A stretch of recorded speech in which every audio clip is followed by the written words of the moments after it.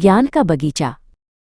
ईशान अपनी लकड़ी की मेज पर बैठा था, किताबों के उस पहाड़ को घूर रहा था जो हर गुजरते मिनट के साथ और ऊंचा होता जा रहा था।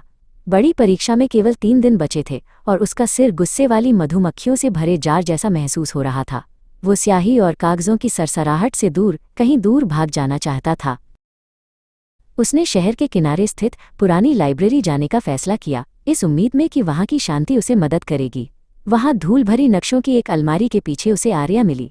वो एक बुजुर्ग महिला थी जो बहुत शांत स्वभाव की थी। उनकी आंखों में एक अनोखी शांति और चमक थी। आर्या ने ईशान के चेहरे पर छाई चिंता को भांप लिया।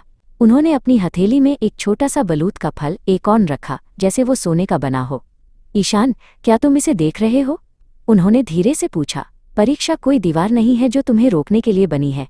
ये केवल वो मौसम है जब हम देखते हैं कि तुम्हारा बगीचा कितना बड़ा हुआ है। ईशान ने विशाल लाइब्रेरी की ओर देखा और फिर उस छोटे से बीज की ओर। लेकिन मेरा बगीचा तो बिखरा हुआ है, उसने उदास होकर कहा। मुझे सब कुछ याद नहीं रहता।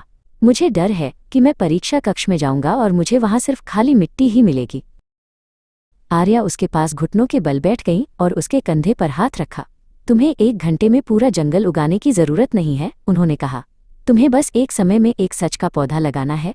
अपने दिमाग के साथ धैर्य रखो ईशान, ये एक जीवित चीज है, कोई मशीन नहीं। अगले 2 दिनों तक ईशान ने अपने काम करने का तरीका बदल दिया।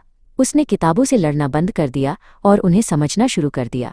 उसने तारों के बारे में ऐसे पढ़ा जैसे वो उनके बीच यात्रा कर रहा हो, और गणित के सवालों को ऐसे हल किया जैसे वो किसी दोस्त के लिए पहेली सुलझा रहा हो। बड़ी परीक्षा की सुबह आ गई। बड़ा हॉल ठंडा था और हवा में सैकड़ों टिक टिक करती घड़ियों की आवाज़ गूंज रही थी। ईशान ने महसूस किया कि पुराना डर उसके गले तक आ रहा है, जो उसके सीखे हुए सब कुछ को बहा ले जाने की धमकी दे रहा था। उसने अपनी आंखें बंद की और एक लंबी गहरी सांस ली। उसने आर्या के उस छोटे बीज की कल्पना की।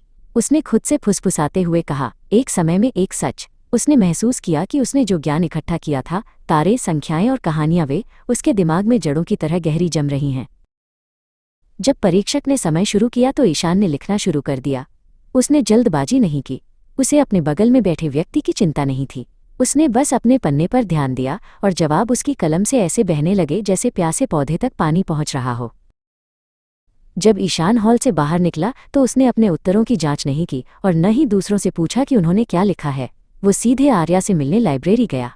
उसे अपनी सफलता बताने के लिए किसी ग्रेड की जरूरत नहीं थी। वो अपने अंदर एक मजबूत और स्थायी जंगल को बढ़ता हुआ महसूस कर सकता था।